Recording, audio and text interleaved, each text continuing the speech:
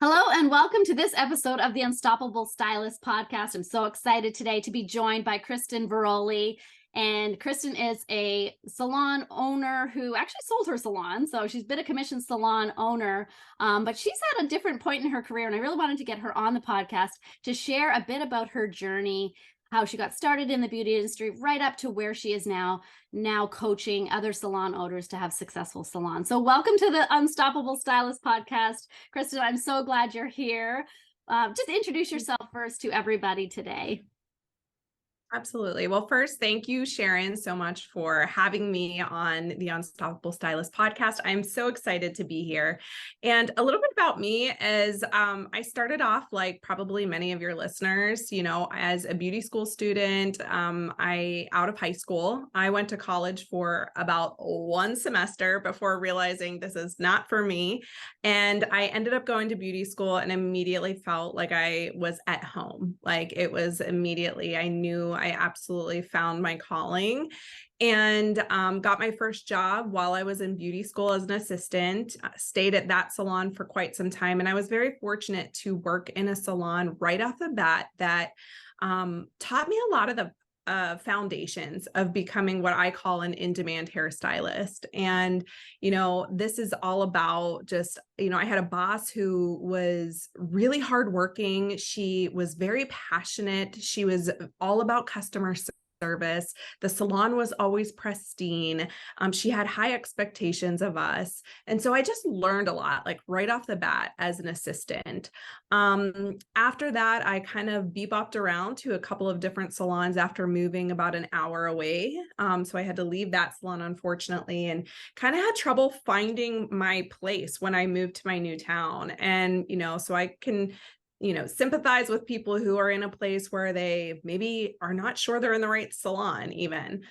From there, I worked at a corporate salon before really wanting to just have the freedom and flexibility. And I opened up then my own salon at the age of 23. So those of you that are salon owners know this, but my idea of having flexibility and freedom, at least back then, it turned very quickly into me like working way harder than I ever worked at any other job that I had.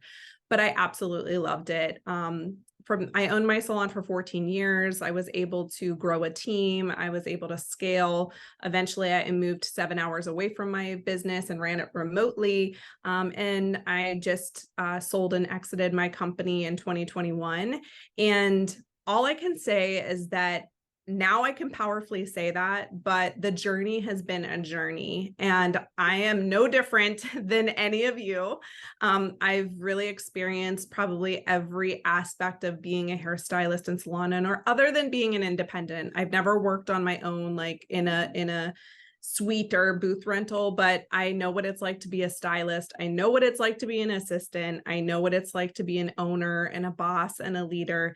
And I know what it's like now to have sold a company and now I'm coaching stylists and owners on basically how to become more confident leaders, how to grow their business, and how to create success in their life and in their business, which I think is so incredibly important to have that balance. Yeah, that's what I always say. You can build a profitable business and style a life you love at the exact same time. And as a matter of fact, it's sort of essential because if you do too much of one or the other, you neglect your business or you neglect your life, neither is going to thrive. And that's a big part of the Unstoppable Stylist. And it's a lesson I've had to learn over and over myself because I am a bit of a workaholic and I've always got a million projects on the go. So it can be hard for our type A personalities, our creative personalities to stay focused. Especially a lot of us aspire to be leaders and visionaries and salon owners even. But sometimes the business side of things isn't the fun part of running. We imagine like, yay, maybe having team and culture and fun and camaraderie, or imagine a very pretty, beautiful salon that, we decorated ourselves.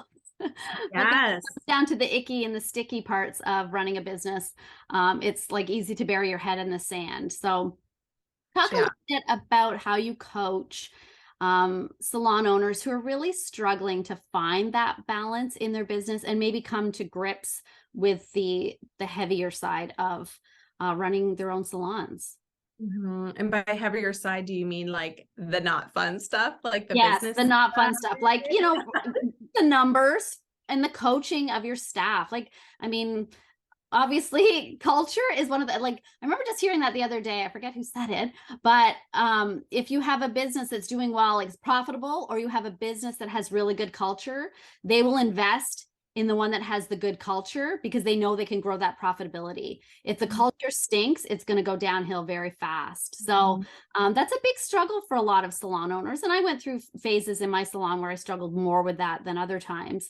But building a team that wants to hit those numbers, is motivated, and it's tricky, because the Yeah. Oh, numbers. it definitely is. Yeah. So salon ownership it's a whole different ball game. And so I guess we can really start with that, is just that, being a hairstylist is one thing. Being a salon owner is being an entrepreneur and a business owner. Those are two different things. And so I think that's really important to hear, because it's not something that we're ever taught. No one teaches us that in beauty school. And we all think that as a hairstylist, that's the natural progression. It's, oh, I'm a hairstylist. Okay, then I work in a salon, and then maybe I go out on my own, and then I start building a team, and then and that's not necessarily the right path for everybody.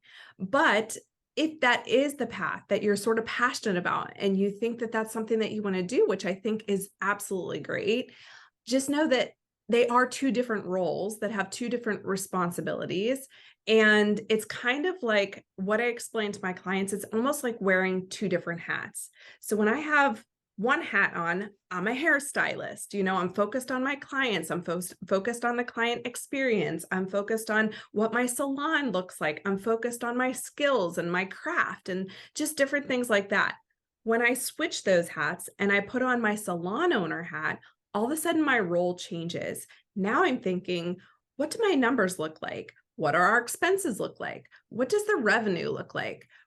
How are we losing money? Are we bringing money in? Do I need to bring in different lines? Do I have to get rid of products? Am I ready to hire somebody? Can I afford to hire somebody?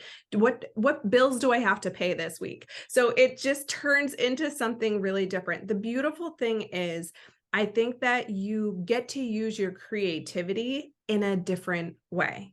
That's what salon ownership comes down to, or at least what I've experienced, is that behind the chair, I got to be really creative with hair. In my business, I got to be really creative with how we grew the business, what services we got to offer, how big I wanted the salon to get, what I imagined my team to be like, just all of those things. So you use your creativity in sort of a different way. As far as balance is concerned, that was something, just like you, that I had to really learn. And it was a lot of trial and error. And to be completely honest with you, I was not very good at it for a long time. I ran my business working super, super full time. I say like full time, but like super full time, meaning open to close and even longer hours sometimes, because I was the stylist who would come in early, stay late, say yes to everybody. So I was working full time behind the chair, really just trying to get this business going, get money rolling.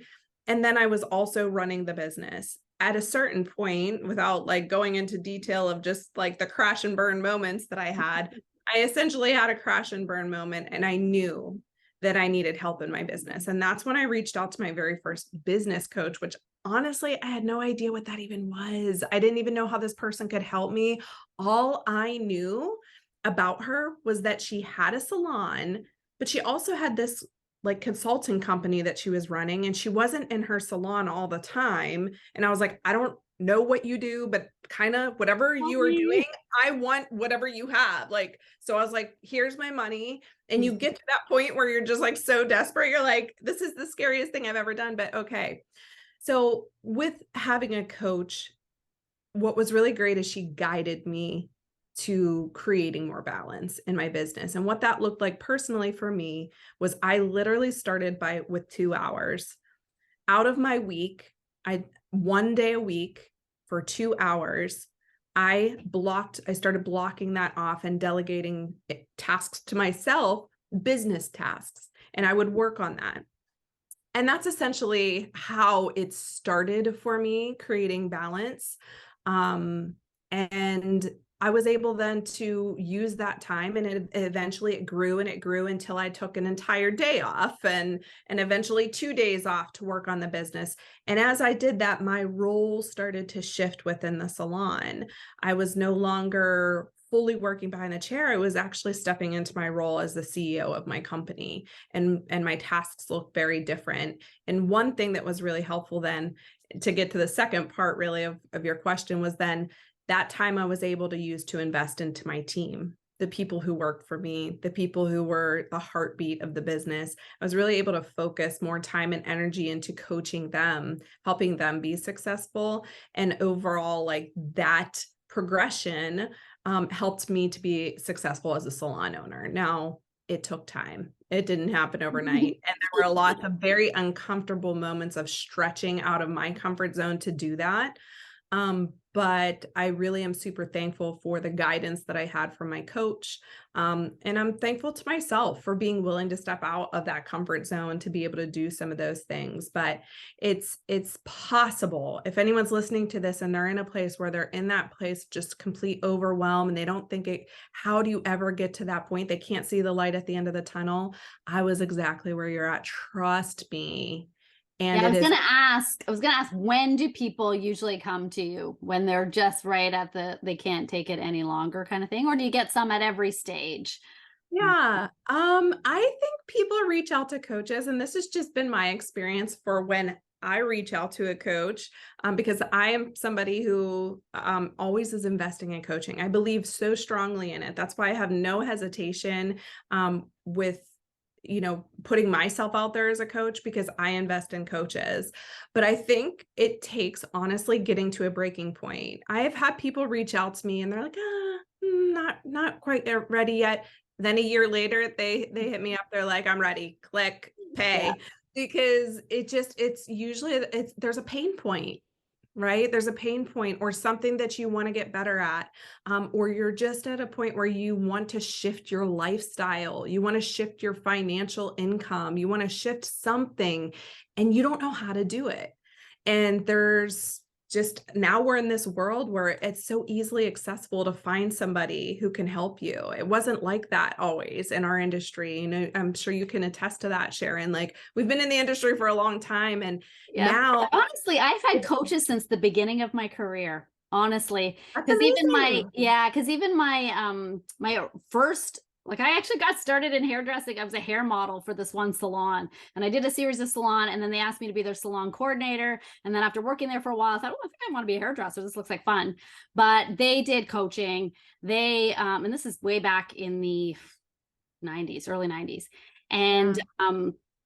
they did that, and then I just kept getting introduced, and they worked for Awella Academy at that time, so I got to work with hairdressers all over the world. But there was always that business training mixed in with the technical stuff. And a lot of hairstylists, they love to take all the technical education, but the thing that moves the needle the most, and always has for me, is the business training. Even when I was just a commission stylist or a independent stylist or a salon owner, it was the business training that really made the biggest impact on my bottom line. I mean, certainly learning new skills is fun, and I loved going to classes. I love teaching classes, but it's those little things that really help to elevate the customer service experience, that have made the difference. Or knowing the numbers and really knowing how to grow sales and cut expenses has been pivotal. So yeah, the big thing I find is, when people look to invest in coaches, they have to be willing, like, in a position that's so sticky that they're willing to make those changes, right? To surrender. There has to be a certain level of surrender, I believe, there before they can rebuild, right? You have to be coachable. I mean, if you're hiring a coach, you have to be coachable, and that's all about mindset. And even to your point about business coaching and stuff, a lot of it is, so much of it, at least in my experience, has been my mindset. And like, when you're ready, when the student is ready, the teacher appears. That's what they say. And that's what I find. Like, I can read a book. I mean, I love reading books, personal development stuff, especially, but I remember picking up a book and being like, like, I couldn't even get into it. I was maybe like a couple chapters in, I closed it. no joke, like a year and a half later, I couldn't put the book down. Yeah. What changed? Did the book change? No, I changed. My needs changed. So that's pretty much how it is like with coaching, I don't find that when you hire a coach, like you stick with the same one forever and ever, amen, either. Like usually I find that, when people need me for a season or need a certain type of coach it's for a season. And then you kind of know when it's time to move on. Yeah, because And every level has a new devil, is what I always say. it's so true. Yeah. It's so true. And as you shift and evolve, like there's just going to be different areas that you need support with. And so, yeah, I mean, being coachable is absolutely incredibly important. Being open-minded, you have to be in that pain point enough to want to change. Yeah. So when you say be coachable, what circumstances have you had? Describe someone who hasn't been coachable, and not to call anybody out, but when you find that maybe that resistance there, and they're just not getting it, I guess. Yeah. So yeah, I've definitely been in that scenario, and I always hope that I'm not that person. I hope no one's like says, but really it's about listening and actually hearing. Most of the time, if somebody is not coachable, it's like they hear you talk, but they don't really hear you talking. They're already thinking in their head how they're responding or why you're wrong. That's probably the biggest thing. If you find in your head that you're just not kind of sitting there like an open sponge listening, like if you're already in your head thinking about why this person's wrong or how that doesn't apply to you, or not going to work in my town or my salon, exactly any of my those staff, things. or you blame your staff, right? My staff won't go for that. I find Yeah. that's a big one as well. Yeah, those are just maybe moments when you aren't coachable. And even if you hired a coach, it really wouldn't work. And honestly, I mean, I'll just take health for an example and kind of shift from it, because it's no making wrong. You just might not be ready. Like, right, if I want to go on a diet and I really, really want to lose weight, but I also really love chocolate cake and I'm not really willing to kind of give that up, or give up like drinking wine on the weekends, like I really want to lose weight, but I'm not willing to do these things, then it doesn't really make sense for me to hire like a fitness coach, because Yeah, I'm not I was feeling personally attacked there until you got to the point where hiring a fish. It's because it's me too. Hello. I know. But that's like that's the gym. example. I don't have to go to the gym. That's my Yeah. Yeah. Yeah, but No, I that's kind get of what not being coachable looks like. I mean, you really have to be set up and ready to make a commitment to change, because it's not easy. Just like losing weight, it's not easy. There's adjustments that you have to make. So anything that's worth fighting for, worth going for, is going to be, it's going to require some sacrifice. It's going to require some hard work. It's going to require some stretching out of your comfort zone. And you're either there or you're not there. And it's no shame if you're not. It just might not be the right time for you. Yeah. And some of the things people do come to you, like what are some of the big struggles that you find your clients are really, really wanting to make change and are finding it hard? So I think two of the main reasons, at least so far, that clients have been really coming to me for is managing team, which is totally understandable. I have been through that. Again, not something they teach you in beauty school. And it's one thing to be an independent stylist. It's another thing when you add another human being into the picture. Anybody that's in a relationship knows that. Yeah. It gets more complicated when there's two people, and then add 3, 4, 5, 10, 20, and it's very complicated. It can be. So most of my clients they've hired and they start running into people who may be toxic in the culture. They don't know how to manage people. They're running into issues. They can't get them motivated. So it's usually team issues. Or the second thing people come to me for is that they are completely overwhelmed in their business. They are burnt out. They've lost passion, and they want more freedom and flexibility in their business. They found that they were passionate hairstylists. They opened this business and now they feel like a prisoner in their own business. and they want out. They want either out of that situation, they want out of the business, or they just want out of feeling stuck. And that's typically what I help people with, because they've seen my journey. That's, my journey has been being a stylist, being a super busy stylist behind the chair, then to creating freedom as an owner, empowering a team, and then, living 7 hours away. My life, I have so much freedom now. It's like, I almost pinch myself when I'm like, I can't even believe I've created this. And if I can do it, anybody can do it. But people see that, and that's usually the people who are attracted to me. They're usually in one of those two situations. And that's usually typically what I run into coaching about. Yeah. And then as far as like where you get to a point where you're selling your business, I mean, the business, in order to sell a business, it has to be a viable business. It can't just be a pretty salon unless you're just going to sell the real estate area. But if you want to sell a business, then you have to be producing good numbers. So I think there's a bit of a journey to even get people, because a lot of people are running salons that are not profitable, right? And if the owner stepped away from behind the chair, it would go broke very quickly. So I think that's like a key point for people to realize that if you are daydreaming about retirement, you got to start dreaming about it a little sooner and getting into action and getting those action steps if you want a business that is going to be sellable later on. So you actually sold your business. Now, was it to one of your staff that was already working there that stepped up, or was it somebody else that came in? Like, what's the situation there? Yeah. So this is a topic that's really not talked about a lot, because it's not very common. And so I will touch on that a little bit, because there's a difference between selling a salon and selling a business. I could sell my salon and the equipment in it and not make very much money. Like, you could do that. And that's typically what happens when a salon closes. I mean, you look on Craigslist, you look on Facebook Marketplace, there's chairs for sale, there's, equipment for sale, all this color for sale, close out. That's selling just the business and the things that are in it, right? Or selling a salon and the things that are in it.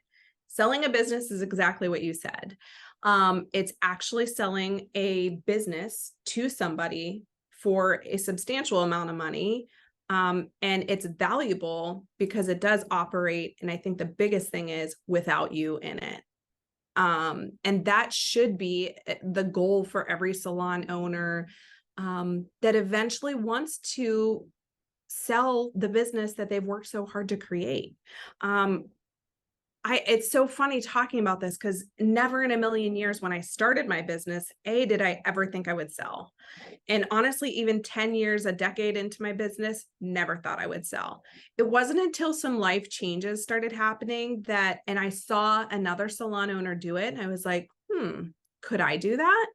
Maybe that's possible. Like, never thought that I would want to. So what I'm saying is, even if you can't even imagine yourself wanting to ever sell your baby, just consider the fact that maybe someday you might.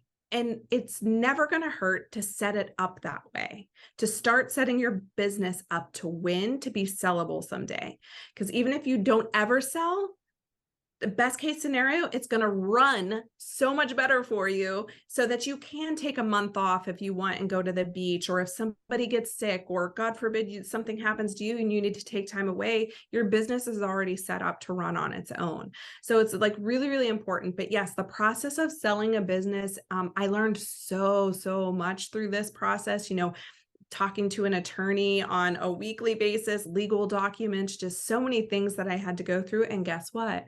I hired a coach for it too. I hired a coach to walk me through the sell and exit of my company, along with paying lots of money for attorneys and different things like that. And I learned so much. I don't ever look at that as like, oh my gosh, such a huge expense.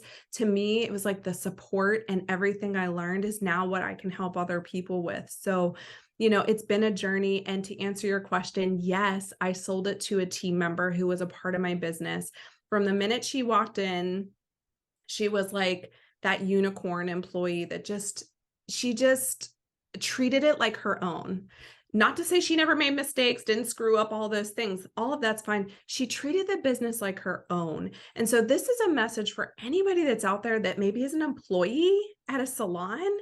and maybe people around you are being lazy. Maybe people around you don't have high expectations for themselves, but show up 110% because you never know who's watching you. You never know when you might have the biggest blessing of your life by somebody handing a business over to you just because of how you show up in that business.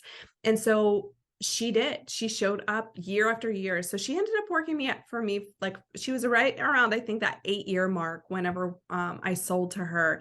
And what's beautiful is being in this place now where I just see her thriving in that business that I once started when I was a 23-year-old girl. And that business is still going strong. She hit her 7-figure mark. Like, it's doing amazing. And that's probably one of the most rewarding things I've ever done in my whole life.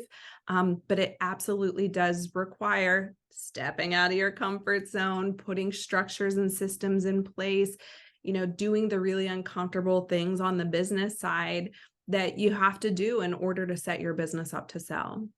And I know a lot of salon owners, they're worried about, if you train staff that they'll leave. And I don't know if it was Vidal Sassoon that said it. I think it was, but someone came to him and asked, like, what happens if I train them and he leaves? And he said, well, what happens if you don't and they stay? But that's the other thing. So from the salon owner's perspective, like, really nurture the leadership qualities in your team members, because you will want to sell it eventually. You're not going to be, there's not that many 65-year-old hairdressers around, right? You're going to want to exit. So having an exit strategy in mind, grooming somebody, and instead of them leaving you, like having leaving to go open their own salon and taking the staff with them, why not nurture them and their leadership qualities to maybe take over your salon? Yeah. It's a much better plan, because I see that happen time and time again, where there's big walkouts. There's, the leadership wasn't in place to begin with the owner, and then they didn't nurture the leaders within their company and give them some freedom to express that strength. Because what ends up happening is they just get disgruntled and go off and do better somewhere else. And I think that's really important. So the numbers are really important. I know a lot, myself included, like, I don't like looking at spreadsheets. That's not my idea of a good time, but that's important, right? The numbers are really important. And as a commission, something that comes up a long time too is commission stylists or commission salon owners. It's like, oh, the owner's making all the money. So can you just address that belief system that's out there, that they're taking half of everything I bring in situation? Yeah, I definitely can, because I was also that stylist. I remember working at my corporate salon and, working so hard. Like, I was in my 20s, like, I hustled, I was working so hard, and then I would get my paycheck and be like, what the hell is this? And I remember just being like totally upset and like going to my boss about it, and them actually having like a meeting with us and sitting us down and stuff. And so it's funny thinking back now, because I have totally been on both sides, and I completely understand it. I think the industry has shifted so much now that there are so many more independent stylists, so they get to see the other side of it, but just speaking to anybody who is working in a commission-based salon, just realizing that there are so many expenses. There really, really are so many expenses that go into running a salon. In fact, there are many other businesses out there that are much more profitable. And had I not been so passionate about it, and even in this season of my life, I moved, to a different state. And sometimes I'm like, do I want to open another salon? I'm like, I don't know. I'm on the fence sometimes, because it's not an incredibly profitable business. But it is something that I'm incredibly passionate about. So there's just a lot of expenses that come along with it. And, if you are a commission salon owner or a stylist, you've probably heard this before. It's like beating a dead horse, right? You have your rent, you have your utilities, you have insurance that you have to pay, self-employment taxes, of, all kinds of different taxes that you pay on top of inventory, everything that you provide in the salon. If you're a salon owner if you have a salon owner that, gives benefits, whether that's, health benefits, time, vacation paid off time, all of that is an expense for your salon owner. And there's just a lot of it. I mean, my payroll alone, I was like, had 20 grand of payroll a month, 20 grand of payroll a month, you know? So Yeah. that's just payroll. That doesn't Yeah. include like anything else. So, you know, you're playing with a lot of money on the other side. And so not only that, but your owner is taking all of the risk, all of the risk. Yeah. And so you get to be in that place too, if you would like to take all of the risk. And there are some people who would love to jump out and be that person who takes all the risk. And then there are people who don't. And so if you're not in the place where you want to take all that risk and take on all that responsibility, the best place for you is to be in a commission or hourly based salon. Where you don't have to worry about all of those things, because it is a lot. So it is definitely a mindset, you know, taking a peek behind the curtain, having open and transparent conversations with your owner about that, and figuring out, how can I make the money that I want to make? So if you're not happy with what you're making, there's ways to make money, and maybe you can collaborate with your owner or a coach or another stylist who is making the kind of income that you want to make, and ask them, like, how do you make money as a commission stylist? And what you'll find is it's pretty similar to people who are in a booth rental situation too, because they're having to do now all the same things. They have all the expenses going out, and they have to do the same thing that you're doing as a commission-based stylist. So really it is just, you know, a mindset, and really until you're in that position, it's kind of hard to know it, because I was the stylist who questioned, and then I was the owner who was paying everything out, and it was like, whoa, now I get it, you know? Yeah, for sure. And I think that's when we're in beauty school, maybe. I mean, we even did that when I was in beauty school. And actually that's how I got the name of my salon. My salon's called The Cat's Meow. But I came up with that salon way back in beauty school, because you had to do a little assignment and, you know, create your own salon. But at that moment, it was mostly about the logo and how I was going to decorate it, you know, cutting pictures out of magazines. Yeah, vision board stuff. Just like your interest right now. But that was mostly what it was. They made us do a little bit of like a marketing plan and a business plan, but they were just like made up numbers at that point. I don't think they marked us on the accuracy of those numbers, because I'm pretty sure they were way off. But wouldn't you love to see those numbers now, right? I remember that, even actually, like, because I have, with my ex business partner and husband, we own multiple businesses in the food industry, like restaurants and catering, which, like, if you think salons aren't that profitable, like, try being in a restaurant. But we figured it out. We were profitable, and we had a bunch of different companies. And but yeah, like, I remember every time we tried to do cash flow projections, anytime we wanted more financing, because we kept expanding, we'd have to do cash flow projections. And I remember the last time my lender asked me for a cash flow projection, I'm like, no, I'm not doing it. Because it was after COVID. I said, I can't guess. I can no longer guess what's coming up. Like, but all I know is that I have never missed a payment, and I will figure it out. And so that's all you're getting for me right now, because I cannot look at a spreadsheet right now and try to pretend I know what's happening in the future, because I don't.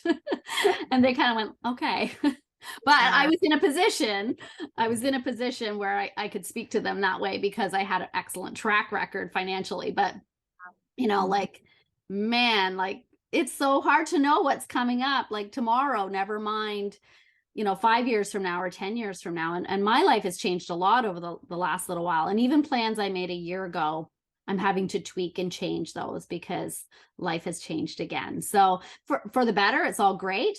But you know, that's what happens. So you do your best to guess, and you do your best to be able to pivot quickly. I mean, we all knew about pivoting come 2020 there. That was the year of the pivot. So where is it that you are living now, and where was the salon that you sold? Yeah. So currently I'm living in Charlotte, North Carolina, and my salon was in Pittsburgh, Pennsylvania. So outside of Pittsburgh, about 40 minutes of outside of downtown. So I was 7 hours away from my business. And the reason I moved down here is because my parents had moved down several years before that. Then my brothers had moved down. All of my nieces and nephews were down here, and my business was up there. I was like, dang, everybody left me. Like, what's going on here? But for me, family is a core value. And it just, wasn't working anymore, like me being far away and missing birthday parties. And I just didn't want to do it. And so, yeah, that's, 2020, to your point, is absolutely, I just have such a huge heart for like every single salon owner and hairstylist, for like anyone who's still in the biz, like after that, it just is like, I just give so much, like, I just want to clap and give everybody kudos because that was really hard. I have never in my whole life been so traumatized and like have PTSD from just it was so hard as a salon owner with a team on so many levels.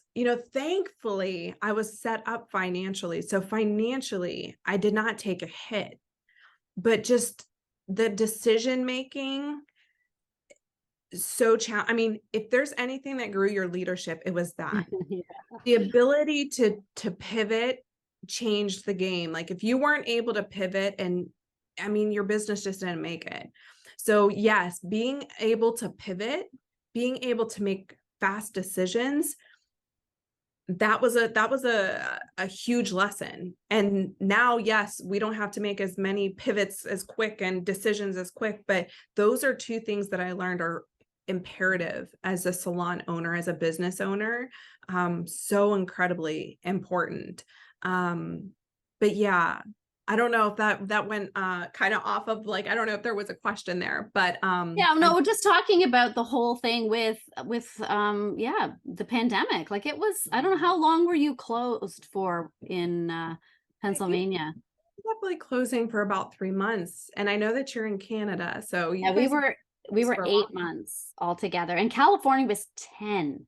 yeah. So that's almost a year of being closed. Yeah. Like not many businesses can survive that. And certainly we had actually like exited from our restaurant and food business just before that. And I was so thankful. My husband and I split up in 2019, and then we didn't see 2020 coming. So we were in our own personal mess at that point.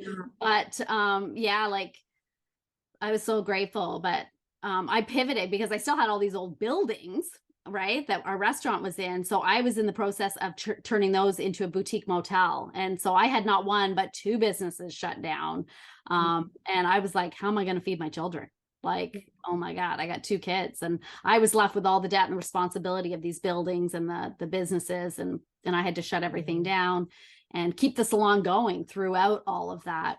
Yeah. And that's why I call myself the unstoppable stylist, because that has been the point where I just like, I didn't have a choice but to keep going. And well, except I did. Like I really, March 2020, I thought I was going to go bankrupt. That was it. I thought I'm going to lose everything I've worked so hard for in 25 years, including my childhood home.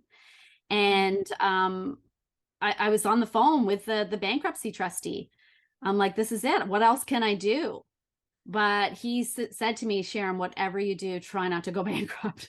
So I'm like, okay, what are my options? Right. And then we started to figure it out. And that's when I borrowed a lot of money, which sometimes is necessary. I'm not in any personal debt, but I had to borrow extra.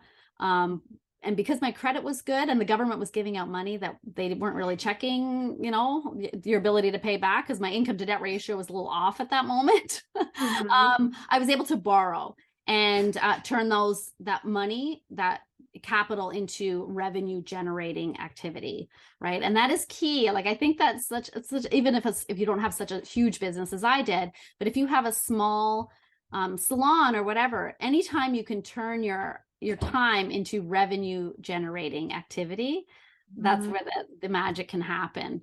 And a lot of people, when they work as a salon owner, they get real caught up in the busy work that isn't necessarily the activities that bring in the most money. So speak to that actually, because I'm sure you have some good ideas about that. Because people, when they hire a coach, you expect a certain return on your investment. So what are some of the ways that you say, okay, this is what you've got to do in order to make this investment pay off? Yeah. So I'm going to back up just a second, because your story, I did not know that about you, but that's a perfect example of how a sticky moment and what it does for you. Like you're on the other side of it now and you can powerfully speak about it. And I'm sure in the moment you did not feel like that. But what I see and what I heard you say is just that you had, you know, you were in this position, and guess what? You get creative when you are down in the hole. Like, you get creative and you have no choice, and you survive, and you are unstoppable. And just seeing you talk about that on the other side of it and being like where you're at now, that's very empowering for your listeners. Like, that's huge. So I just want to give you kudos for that. And to your question, what was the question? Return on investment. So Yes, what are some of the return on revenue investment. generating activities that you have your coaching clients focus Yeah. on, so that they So- feel like what you're doing, it's more tangible, not, because mindset is super important, and I'm all for mindset. I'm a big believer in it, because if I didn't have the mindset, I could not be unstoppable. But I also had to have the revenue being generated, Yes. Okay. because it wasn't going to happen otherwise, right? Yes, so true. Well, what I love what you said is just viewing your time differently. So when you have free time, that's money that's time that you're losing money. If you're just, you know, doing busy work in your salon because you feel like you're doing something productive, or the question is, does this bring in money? As an owner, I would say at least 80% of your activity should be revenue generating, which means you shouldn't be taking out the garbage. You shouldn't be sweeping the floors. You can, and I love leaders who get down and dirty with their team, but at the end of the day, that doesn't serve your team. If it's not going to be a profitable salon that's going to be existing in 3 years, they won't have a job. So your job is to think, how can I create revenue generating things in my business? And so as an owner, one of your biggest assets is your team. What are you doing with your team? Are you, coaching them to their goals? Are you holding them accountable? Do you know what they want? Do you know how much money they want? So I coach a lot to one-on-ones with your team meetings, staying in constant communication and helping these people grow, because when they grow, you grow. When they're successful, you're successful. So one of your biggest assets is your team as a salon owner. So I would say that is one of the biggest places you should be spending your time and energy, is in coaching and developing your team. You do it first, and then maybe at some point when you have somebody who's qualified enough, you can actually delegate that task off to somebody who, can then do that. But at first, I think most salon owners are in the place where they should be the one coaching and developing their team. And then of course, anytime that you're behind the chair, utilizing your time efficiently, because most salon owners are working behind the chair and owning the salon. So, first hold yourself accountable to that. How are you utilizing your team or your book? How are you maximizing your days? How are you increasing your average service ticket? Are you recommending product? Like, are you doing all of the things that you're coaching your team to do? If not, it's time to take a look in the mirror. And I was that person too, because my mind was always 100 places at once. So I sometimes wasn't always giving 110% behind the chair. Maybe your listeners have found yourself in that place. It's not, you don't judge yourself. It's just recognizing it and being like, all right, maybe I need to just start focusing on these. When I'm behind the chair, I'm wearing that stylist hat. How am I being the very best stylist that I can be? Because I'm not an owner right now. I'm a stylist. And that's one of the hardest things to do, is kind of like pushing out everything else. And when you're a stylist, you're a stylist. So obviously utilizing your time behind the chair, coaching your team, that's one of your biggest assets. And then of course, now I think there are so many opportunities to make money in so many different ways in the salon. Of course, retail itself has evolved. A lot of people are doing affiliate stuff now. Some people have stocked retail shelves. Some people have boutiques, like all of that is a great way. Having an online store on your website, great way. Are you using social media to, increase revenue? Can you bring in an additional service or some other sort of, like a service that you can do or a product that you can bring in that would create an additional revenue source for you. So, we talk about revenue streams and where is your revenue coming from? So you have services, then you have products, and then maybe you have something else. Maybe it's education. Maybe you start implementing education into your salon. So it's always having like not all of your eggs in one basket, but kind of expanding. And I say focus on one thing at a time. Don't try and create an education company or have education in your salon when your team is really struggling. Like, focus and put your time and energy into your team, get that running smoothly, come up with systems and structures to support that. Then you can move on and think, okay, what else can I do in my business now? So the possibilities are truly endless. And again, as a salon owner, you get to create whatever you want to create. I mean, no business needs to look like anybody else's business, and the possibilities are truly endless. So that's what I would say. That can be a little bit overwhelming. And I actually want to speak to one of your posts. I don't know, it was probably in the last few weeks that you posted this, but you were talking about social media and actually seeing how much time people spent on it, but also checking, is that your biggest referral source? Because maybe you need to spend more time on the other things. Like, ask your clients, how did you come to find me? Normally it's not just one thing. I find there's a bit of a, like, they heard about you and then they drove by you and then they checked on your social media or your website, whatever. So there's lots of touch points that has to be in. But I really liked that because I actually coached that because I'm a hairdresser from before the before times, when before social media. Prehistoric. Yeah. Like what? No social media? But still, to this day, those are very powerful, especially for local businesses, right? Those are very powerful methods to build your business and build your books. So speak to that, because I know you talked a little bit about it in that post. I hope you know which one I'm referring to. But you talked about not putting all your eggs in the social media basket when maybe that isn't the best use of your time. Like, yes, do use social media, but don't forget about all the other, because social media is just one little teeny piece of the marketing puzzle for salons, local salons. Yeah. I love that. Yeah. And I do know what post you're talking about. And basically what I was referring to, is exactly knowing and understanding where your referrals are coming from. So in the post I shared, for example, if you have, 5 new clients a week, you should 100% be asking every single one of those clients, how did you hear about me? They might say, oh, Janet referred me. My friend Janet referred me. Then your second client comes in, they're like, oh, you know what? I was at the dentist and my dentist had a new haircut and I loved it. And she told me that she came here. And then your third person comes in and they're like, oh yeah, I saw this lady at Walmart and her hair was so cute. And I asked her. And so, that most of your referrals are coming from your current clients and the work that you do. So it doesn't make sense to spend hours of your time trying to do reels and have a perfectly curated Instagram and, constantly doing stuff on social media when 0 of your clients are coming there. Now, maybe you're a complete opposite. Maybe you have girls that are coming in or guys that are coming in. They're like, oh, I saw your stuff on Instagram. I just hashtag Greensburg, Pennsylvania, and your work came up. I love that picture. And that's where I found you.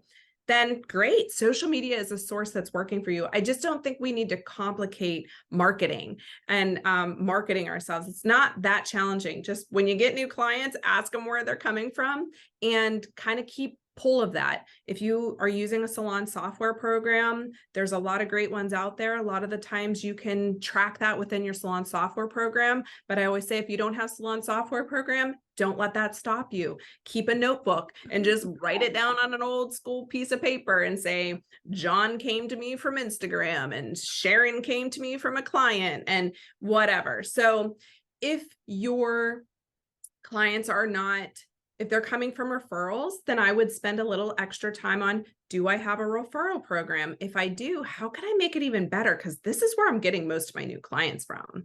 And if you're getting it from Instagram, then great. Now you know, how can I make this even better? How can I create referrals from Instagram, to have more people rolling in? And again, those are just 2 sources, right? You have your clients word of mouth referrals, you have Instagram, you can do community events. I'm a huge fan of cross promotion with another professional. So if there's a massage therapist in your town and you're a stylist, could you guys do some sort of promotion together? Like I said, community events, you can do that. Of course, having a website, Google is huge. That's where a lot of our referrals came from, was Google. And Get the so we reviews. Yeah, get the reviews. Ask your clients reviews. I always say that because my clients will be like, they'll be flattering me and, complimenting me or whatever. And I'm like, I need that in writing, please. Yes, like take that, what you just said, and make it into a Google review. How about that? So that's where most of our people came. So we encouraged it. So like even our existing long-term clients, we would always encourage Google reviews, because most of our clients be like, oh, we found you on Google. So great. So just knowing where your people are coming from and knowing how to best utilize your time, then that will tell you. You don't have to do what everybody else is doing. Social media is a great tool, but it might not be the best tool for you. So just kind of knowing where you should spend your time and being smart about your time, because time is the one thing that you can't get back. Yeah, and time is money, right? Too. And you have Time is money. Yes. And I talk about that a lot too, like, low value tasks and high value tasks, and not to diminish any task exactly, but it's like you said earlier, is this a $10 an hour job or is it a $100 an hour job? And which one do you want to spend your time on? Are you going to generate $100 from this hour, or are you going to generate $10? Because then pass that off to somebody else, right? And I'm all for delegation and automation and systems and processes. But you also had another post recently about a handwritten note. And I loved what you said about, because I am a really touchy-feely person. And that COVID was so hard for me because I'm such an extrovert and I'm very touchy-feely, like hugs and all that stuff, even with my family. And my nephew's about to have a baby, and I'm like, I feel so bad for that baby because it's going to get mauled. Like my whole family is. Yeah, we can't wait. And my kids, who are 19 and 23 now, are the youngest in the clan. So this new baby is like, oh, poor thing, it's never going to get put down. Anyway, but yeah, that handwritten note, that little bit, you said something about the more digital the world gets, the more we really need those personal touches, right? And how that can create loyalty and conversation. I remember years ago, Robert Cromians from Paul Mitchell, he said something about, if you want to get a lot of referrals, don't send flowers to your client at house, send it to their work. And that way they'll be like, who'd you get flowers from? Oh, my hairdresser. They're like, what? My hairdresser doesn't send me flowers. I'm going, and then all of a sudden, so same like that, like your handwritten clients or your handwritten notes to your clients, really it goes above and beyond. And how long does that take? Like, definitely, I do that at Christmas time. I handwrite a note to every single client, and we give a little gift to every client because I am so grateful for all of them. But yeah, and I think a lot of times too, we focus on get new clients, and that is super important. I firmly believe in that. But you also need to have a plan for retention as well, hanging on to those clients. And again, I've been so blessed. I've had some of my clients since before my kids were born, and yet I get new ones every single day, which is important. You need that balance. Instagram is a great spot for attracting, but also for nurturing the clients that you already have. And I think a lot of times on social media too, people spend so much time scrolling and competing and comparing. And then they forget about they don't know what to post is usually a lot of the things. I don't know what to say. I don't know what to post. But I think that's those moments when we're in our salon and we're having those one-on-one conversations with our clients. That's what you post, everything they ask you, all the questions that they need answered, and all the struggles they have. That's what you talk about when you're on your social media. Solve those problems. And become an expert in that. That'll position you as a person of authority. But I just think everything that you say on social media for salon owners and for commission stylists is spot on. And that's why I wanted to have you on here today. I love what you think. And I love the fact that you've done the journey right from beauty school right up to, selling your salon again, which is a sort of a rare thing. A lot of people just, they peace out, right? And not get their due for having, built a business. And now you're onto education, which I think is a beautiful pathway for a lot of people and something that people really aspire to do.